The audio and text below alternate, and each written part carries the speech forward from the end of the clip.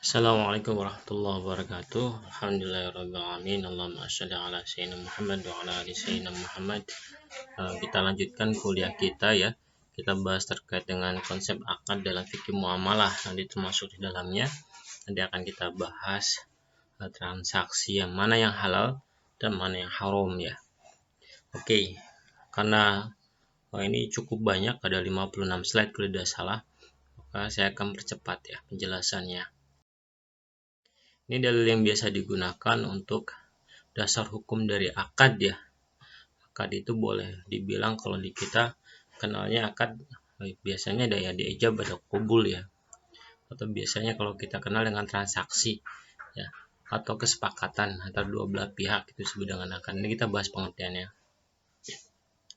Dalilnya ini yaitu surat Al-Maidah ayat 1 yaitu ya ayyuhallazina amanu aufu bil uqud uhillat lakum bahimatul an'ami illa ma yutla 'alaikum ghairu muhallis shaidi wa antum hurum innallaha yahkumu ma yurid. Dan atau ya, beberapa hadis ya. Jadi kita bahas lebih lanjut di slide berikutnya saja. Nah, ini pengertian akad ya. Akad itu berasal dari kata al-aqd. Jamaknya al-uqud, berarti bahasa yang mengandung al-rabat. Al-rabat itu yang berarti ikatan atau mengikat ya. Nah, menurut Mustafa Al-Jarqa dalam kitab Memar Al-Alfiq Al-Am bahwa ini maksud al-rabat itu di Ketua Laporan Nafs Mas'adi yang mengatakan bahwa al-rabat itu maksudnya dalam menghimpun atau mengumpulkan dua ujung tali dan mengikatkan salah satu pada yang lainnya sehingga keduanya bersambung dan menjadi seperti sutas tali yang satu. Ini dimaksud dengan akad. Selanjutnya akad menurut bahasa juga mengandung arti arabtu wa al-shaddu, yaitu ikatan yang bersifat indrawi atau hissi, seperti mengikat sesuatu dengan tali atau ikatan yang bersifat maknawi.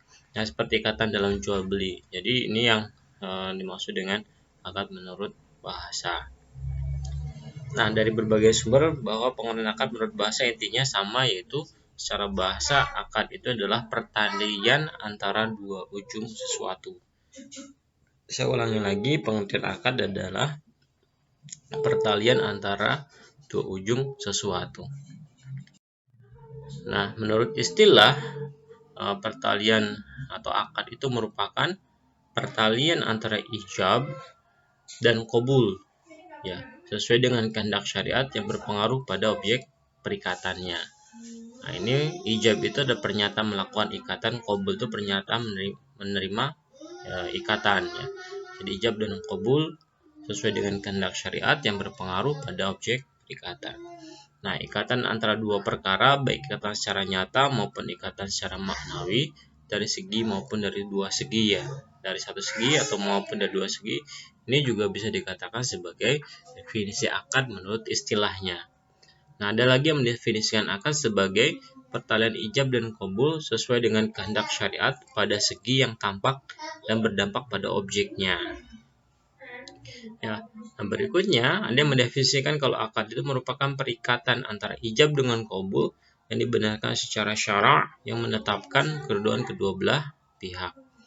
Nah, dari definisi akad tersebut, maka dapat diketahui bahwa akad tersebut meliputi subjek atau pihak-pihak, objek, dan adanya ijab qabul. Nah, dasar hukum akad tadi ya sudah surat Al-Maidah ayat 1 dikatakan, hai orang-orang yang beriman, penuhilah akad-akad itu. Dihalalkan bagimu binatang ternak kecuali yang akan dibacakan kepadamu. Yang demikian itu dengan tidak menghalalkan berburu ketika kamu sedang mengerjakan haji. Sesungguhnya Allah menetapkan hukum-hukum menurut yang dikehendakinya. Jadi kita diwajibkan memenuhi akad ya, menurut surat Al-Maidah ayat 1. Ya, dalam kaidah fikih dikemukakan bahwa hukum asal dalam transaksi adalah kedua belah pihak yang berakad. Hasilnya adalah berlaku sahnya yang diakadkan. Nah, maksud keridhaan tersebut yaitu keridhaan dalam transaksi adalah merupakan prinsip. Oleh karena itu, transaksi barulah sah apabila didasarkan kepada keridhaan kedua belah pihak. Nah, keridhaan kedua belah pihak itu istilahnya adalah antorodim minkum, ada keridhaan di antara kamu sekalian. Nah, rukun akad setidaknya ada tiga hal ya. Yang pertama adalah adanya aqin, yaitu orang yang menyelenggarakan akad. ada maqud alaih objeknya, ada sigat. Sigat itu ucapan, yaitu ijab dan qabul. Nah, aqid ini orang yang menyalakan akad ada syaratnya. Yang pertama adalah ahliyah. Ahliyah itu adalah cakap, ya, ahli. Nah, syaratnya itu bisa memayyiz dan harus berakal. Dan berikutnya ada selain ahliyah ada wilayah, wewenang, memiliki kewenangan, ya. Ini orang yang berakal dan rukunnya. Berikutnya maqud alaih objeknya, ini harus ada ketika transaksi. Ya, harus ada barangnya. Mal mutaqawim, harta yang perbolehkan syara untuk ditransaksikan, atau harta yang mubah untuk ditransaksikan. Dimiliki penuh oleh pemiliknya, dapat diserah timahkan. Objek transaksi harus suci, tidak terkena najis dan bukan barang najis. Ini rukun akad untuk maqud alaih untuk objeknya. Berikutnya ada sigat. Sigat itu ada ijab dan ada qabul. Nah, perbuatan tertentu yang menunjukkan keridhaan diucapkan oleh orang pertama, baik menyerahkan maupun menerima, sedangkan qabul adalah orang yang berkata setelah orang yang mengucapkan ijab yang menunjukkan keridhaan atas ucapan orang yang pertama. Ini sigat, ya. Jadi ada sigat, itu ada ijab. Ijab itu dia yang mengucapkan, qabul yang menerima, ya, ucapan menerima. Kalau jual beli berarti saya jual barangnya, nah itu ijabnya. Qabulnya yang pembeli saya bilang, nanti kita bilang saya terima barangnya dengan harga sekian, terserah. Itu tidak baku kecuali ijab dan qabul di akad nikah, ya.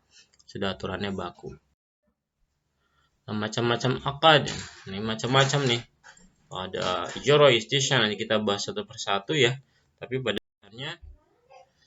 dasarnya nanti akad itu dapat dibagi menjadi dua. Yang pertama adalah akad tabarru', yaitu yang sifatnya kebajikan, ya. Ada akad yang sifatnya itu tijaroh, berorientasi keuntungan atau laba. Nah, akad tabarru' itu macam-macam, ada alqad, rahan, hawalah, wakalah, wadiah, ya, kafalah, wakaf, ya.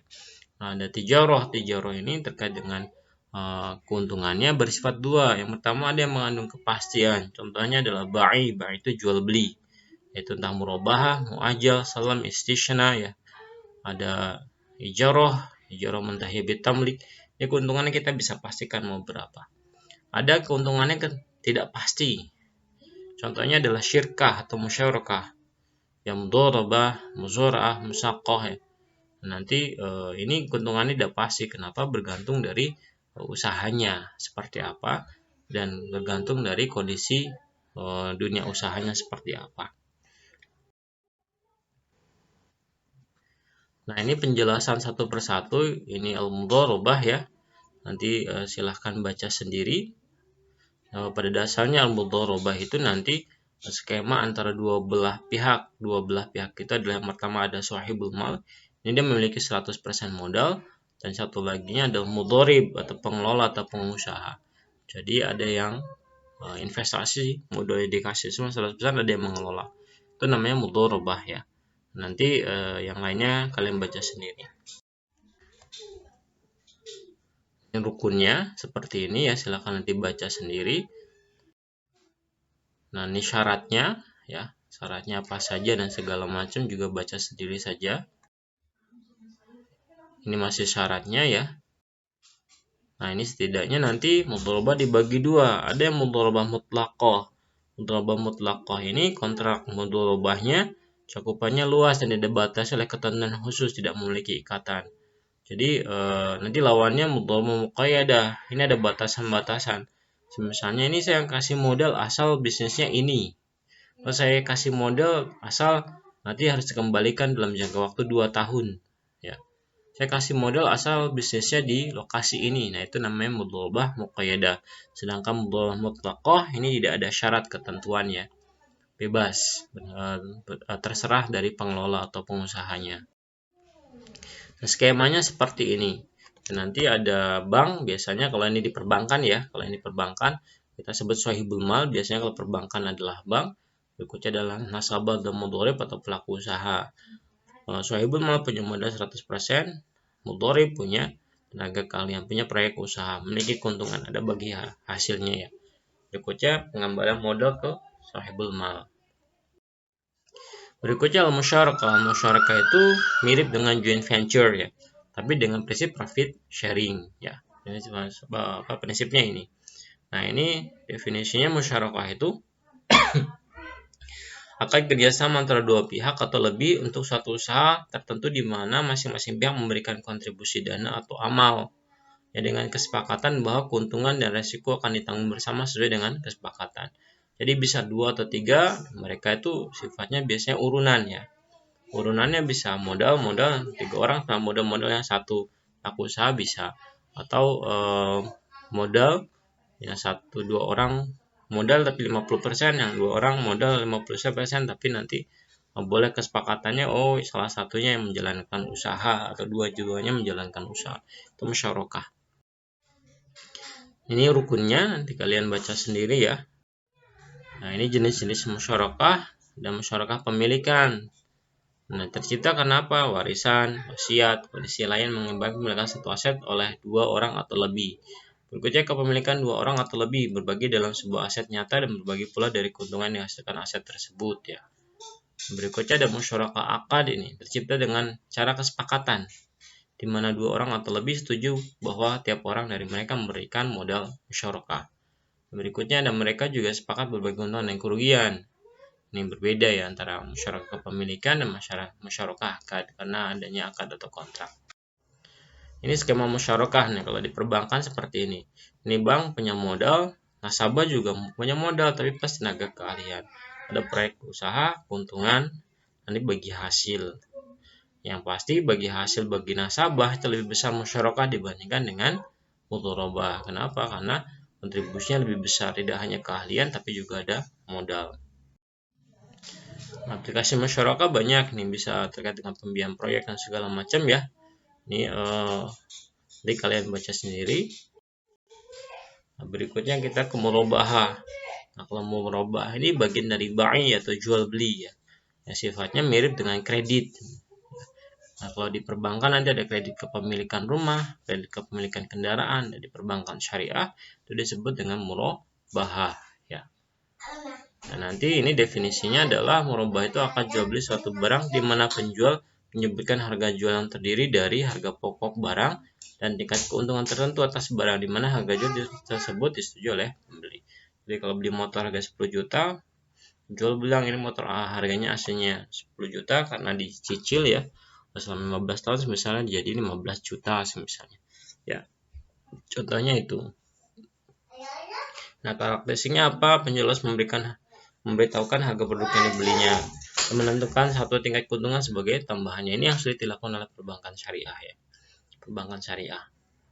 Yang dulu ya agak susah memang diterapkan karena ketika tahu harga pokoknya berapa, nanti biasanya tawar menawarnya itu susah untuk menemukan kata sepakat. Ini rukunnya ya.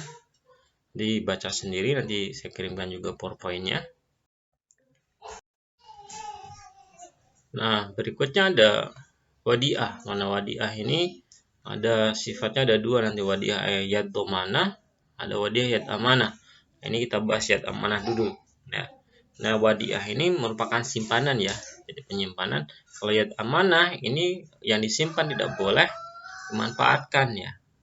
Apa saja boleh, itu semisal uang atau barang, tapi tidak boleh dimanfaatkan oleh pihak yang menyimpan. Nah, sedangkan yad domanah ini boleh. Ini boleh.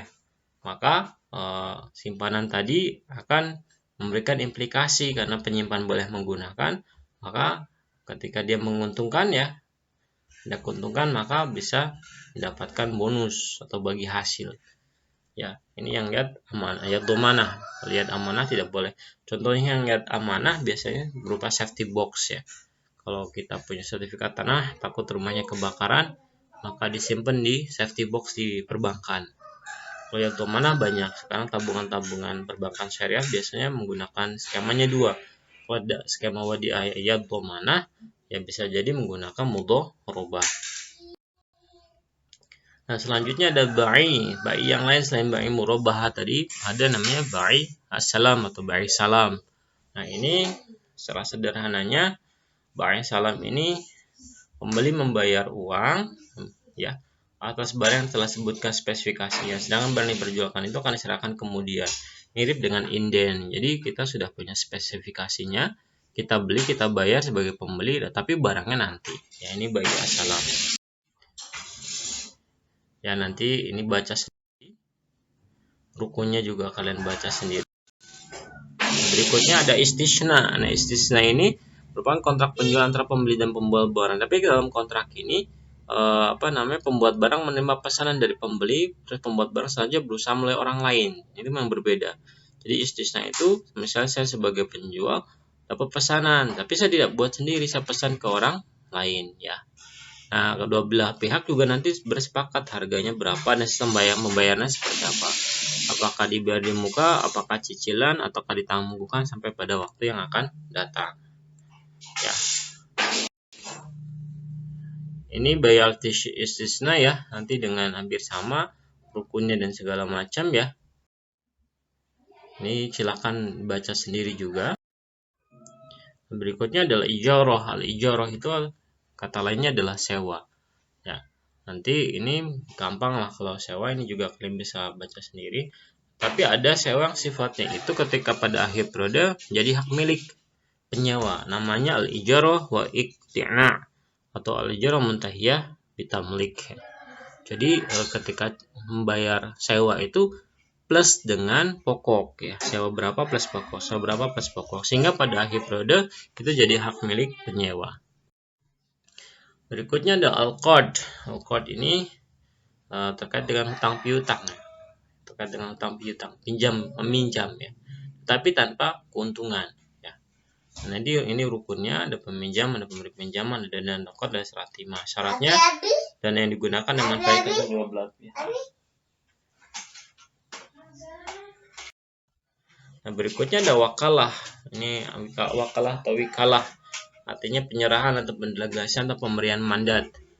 Kata sederhananya wakil ya. Ini wakalah itu adalah akad perwakilan antara dua pihak, di mana pihak pertama mewakili suatu urusan kepada pihak kedua untuk bertindak atas nama pihak pertama. Nah, ada al-wakalah al-mutlaqah, ini berarti mewakili secara mutlak tanpa batas waktu dan segala urusan. Ada wakalah al-muqayyadah, penunjukan wakil untuk bertindak samanya dalam urusan-urusan tertentu. Berikutnya ada al-wakalah al-amamah, yaitu perwakilan luas dari muqayyadah lebih sederhana daripada al-mutlaqah. Nah, rukunnya kalian baca sendiri ya, ini juga kalian baca sendiri. Ini masih dalam rukunnya. Berikutnya kafalah atau kafil atau penanggung. Nah, kafil atau pemanggung ini merupakan pihak ketiga. Nah, dalam pengertian dalam al-kafalah itu mengalihkan tanggung jawab seseorang dijamin dengan berpegang pada tanggung jawab seorang lain sebagai penjamin atau kafil.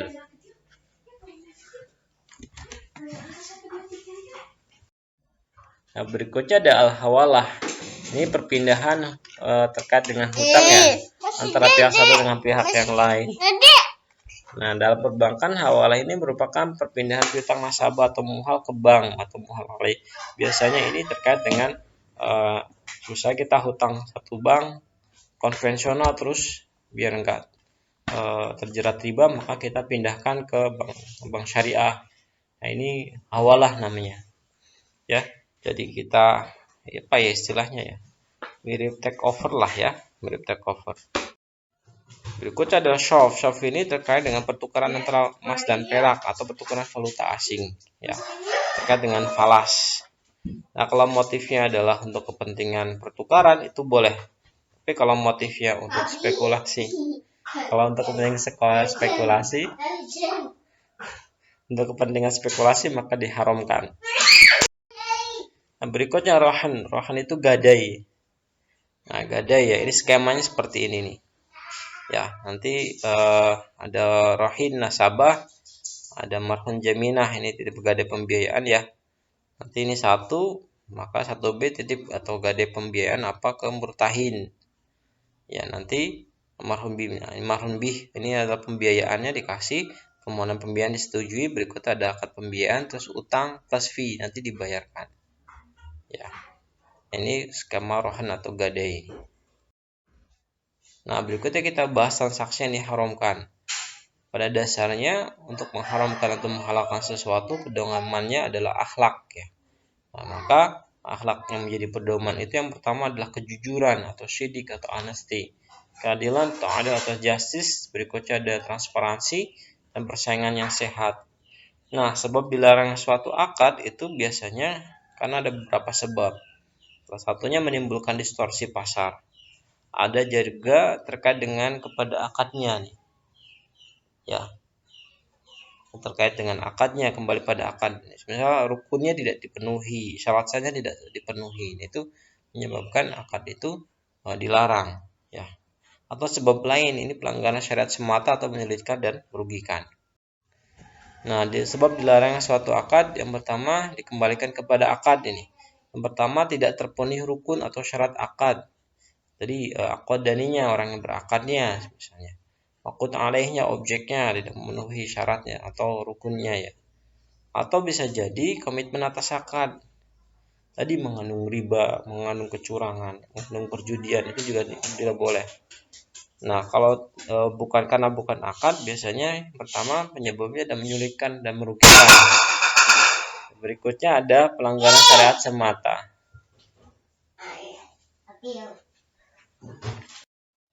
Contoh larangan akad berkaitan dengan aqdani, ya. Yang pertama tadi antara dimingkum. Kalau ada paksaan maka tidak boleh, dilarang. Tadi syaratnya adalah ahliyah atau memiliki kompetensi. Maka budak atau hamba sahaya, anak kecil, orang gila tidak boleh menjual atau membeli atau berakad, ya. Berikutnya memiliki penghasilan wakili, maka tidak boleh kita menjual, membelikan atau berakad atas barang orang lain tanpa seizinnya, ya, atau tanpa wikalah atau wakalah. Nah, terkait dengan maqud alaih tadi terkait dengan barangnya, ya, objeknya. Nah, misalnya yang pertama itu syaratkan harus halal atau mubah, maka tidak boleh menjual atau membeli darah, bangkai, babi, khamr, katak, rokok, ya. Berikutnya dapat dipegang, dikuasai dan diserah timakan, maka sifatnya tebakan salam tadi durbatul huwah ini nggak boleh. Habalul habalah, jadi menjual beli masih dalam kandungan tidak boleh. Malaki jual jadi juga tidak boleh, dan madamin juga sama, ini mirip dengan malaki, ya. Jenis hewannya saja berbeda. Jadi kita tidak boleh jual beli, misalnya kambing lagi hamil, kita jual anakannya, padahal belum tentu itu kita tahu dia laki-laki atau betina atau jantan, ya. Ini juga bisa jadi lahir juga belum tentu hidup juga kan. Nah, ini nggak boleh. Berikutnya diketahui yang dihargai dan harganya. Maka muzabanah, jual kurma yang masih di pohon dengan kurma kering itu nggak boleh. Hasoh, mukhadaroh, nitaj atau ijon, ya, sejenis dengan muzabanah, ya. Atau melamasah, disitu bayar itu nggak boleh juga, ya. Nah, berkaitan dengan komitmen tadi bisa jadi karena ada riba. Misalnya barang riba fadl yang menjual barang riba, contohnya emas dengan emas, perak dengan perak, kurma dengan kurma, garam dengan garam.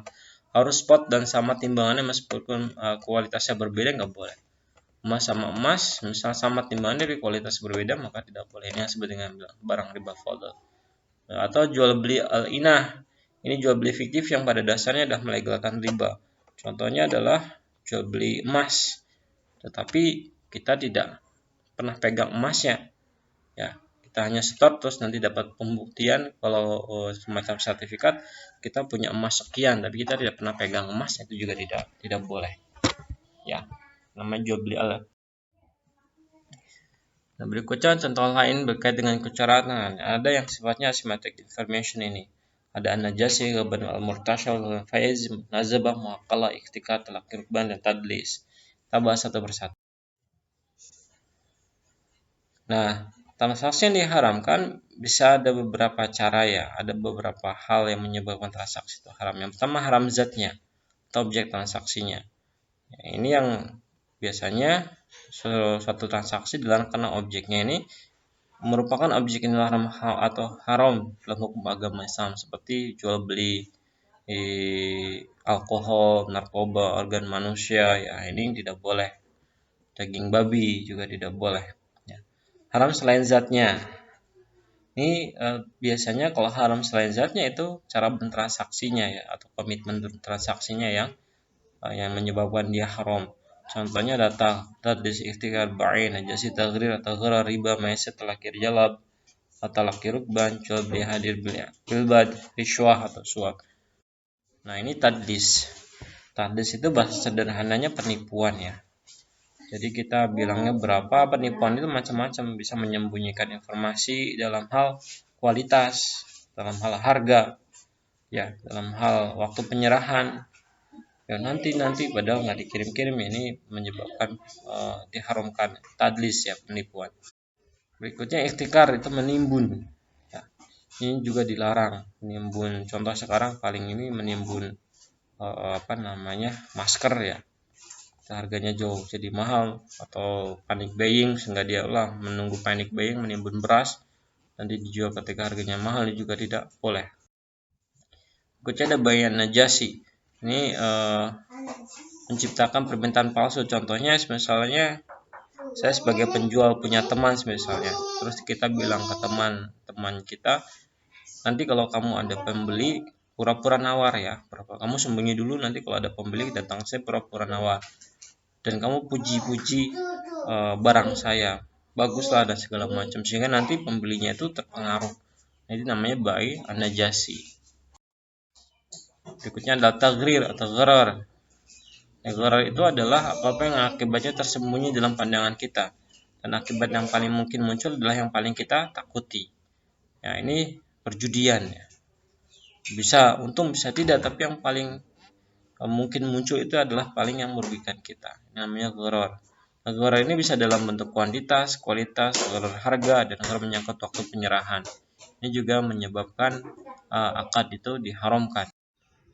Berikutnya riba lah, ini yang jadi permasalahan ini. Salah satunya dalilnya adalah Quran ayat 200 Al-Baqarah, surat Al-Baqarah ayat 275. Dikatakan bahwa orang-orang yang memakan riba tidak dapat berdiri melainkan seperti berdirinya orang yang kemasukan syaitan. Lantaran penyakit gila keadaan mereka yang demikian itu adalah sebabkan mereka berkata, semua jual beli itu sama dengan riba. Padahal Allah telah menghalalkan jual beli dan mengharamkan riba. Orang-orang telah sampai kepada larangan itu hanya lalu terus berhenti, maka baginya apa yang telah diambilnya dahulu sebelum dilarang, dan urusannya terserah kepada Allah. Orang yang kembali mengambil, maka orang itu adalah penghuni-penghuni neraka. So, mereka kekal di dalamnya. Ini dosa riba ya, kekal di dalam neraka. Jenis riba macam-macam ya. Riba sendiri kemarin kita sudah bahas, merupakan tambahan ya yang disyaratkan dalam transaksi bisnis tanpa adanya pengganti yang dibenarkan syariat atau penambahan tersebut ya. Yang kemarin sudah kita bahas. Jenisnya ada riba nasiah. Ini tambahan diambil karena penundaan pembayaran utang. Jadi utang harusnya bayar hari ini tapi tertunda, nggak bisa bayar, terus dikenakan tambahan, tidak boleh. Berikutnya dari riba fadl ya, riba diambil dari kelebihan pertukaran barang yang sejenis, ini juga nggak boleh. Riba al-yad disebabkan karena penundaan pembayaran dalam pertukaran barang-barang, ini juga tidak boleh. Dan riba qardal adalah peminjam uang kepada seseorang dengan syarat ada kelebihan atau keuntungan yang harus. Ini yang sering dipakai sekarang. Riba qardal di perbankan konvensional biasanya kredit ini terkait dengan riba qardal. Berikutnya maisir atau perjudian. Nah, mereka bertanya kepadamu tentang khamar dan judi. Katakanlah pada keduanya itu dapat dosa besar, beberapa manfaat bagi manusia, tetapi dosa keduanya lebih besar di manfaatnya. Al-Quran surat Al-Baqarah 219.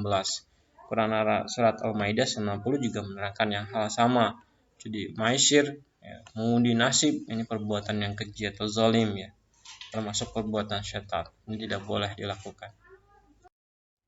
Ada talaqi jalab atau talaqi rukban. Ini merupakan kita mencegat, intinya mencegat pedagang dari wilayah tertentu untuk masuk ke negeri kita cegat. Lalu kita tawar dengan harga yang paling rendah. Kalau tidak dijual, kita ancam, sebenarnya nggak boleh masuk. Nah, ini tidak boleh, namanya talaqi jalab, ya, talaqi rukban. Hadir lilbad. Ini jadi calo orang desa, orang pedalaman, kan mereka tidak tahu menawi ya, asymmetric information. Kita bilang saja nanti kita beli dengan harga tinggi, padahal itu harga yang rendah. Ini mirip dengan tadlis, tapi ini mencegat tuh. Nah, berikutnya terakhir ada riswah atau suap, ini juga dilarang ya. Ini pengertiannya, riswah itu memberi yang bertujuan membatalkan yang benar atau untuk menguatkan dan memenangkan yang salah. Ini banyak dilakukan sekarang ini ya. Baik, itu perkuliahan yang bisa saya sampaikan. Seperti biasa, ini adalah contoh soal latihannya ya. Jadi kalian kerjakan, ada 4 pertanyaan. Itu saja yang bisa saya sampaikan, kurang lebihnya saya mohon maaf. Wabillahi taufiq wal hidayah. Assalamualaikum warahmatullahi wabarakatuh.